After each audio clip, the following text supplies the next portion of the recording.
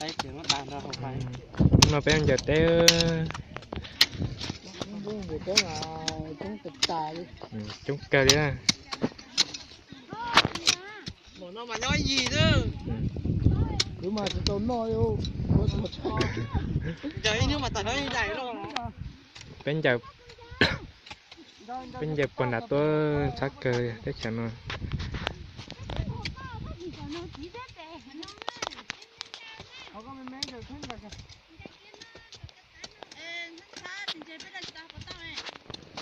Đây mong nhân tôi của cá nó lúc này sẽ tự nhiên cá đi để nó tôi nhớ tên nó kìa.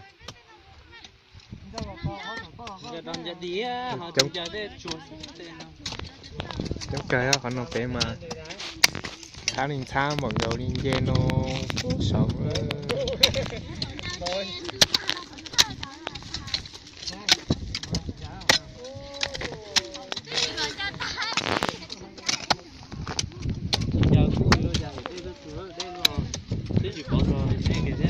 Bắn bắn chưa tụi mùa. hả? Cá hô. Mua họ đến giờ tên là mua nạp cò cửa. Mua giọt cơ. Dạ rồi.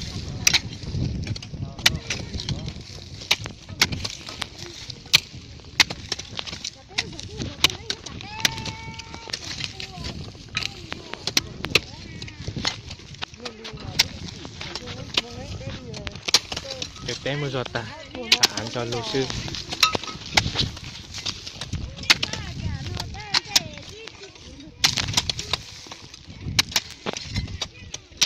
Lại bây giờ tôi chỉ tông đây xong ấy, bé mà tao bé xía tao khá mà xía bé hôm nay khá chỉnh ấy.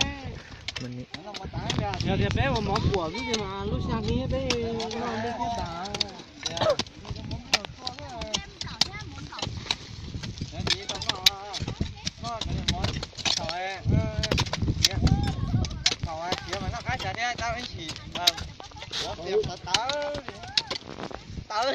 cút cả ha, một té nào. Chẳng được cút cả này. Cút tất chân ha.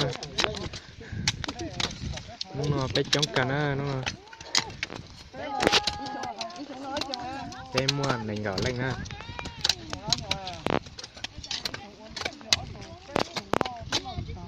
Giờ kẹp bốn ra, tôi kẹp là tôi nữa. Con đảo mà tôi kẹp tôi nữa nè.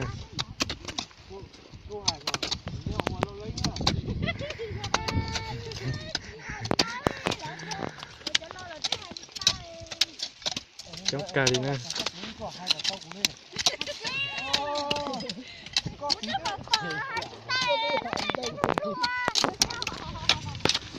Chém mới giọt cá. Mới giọt cá.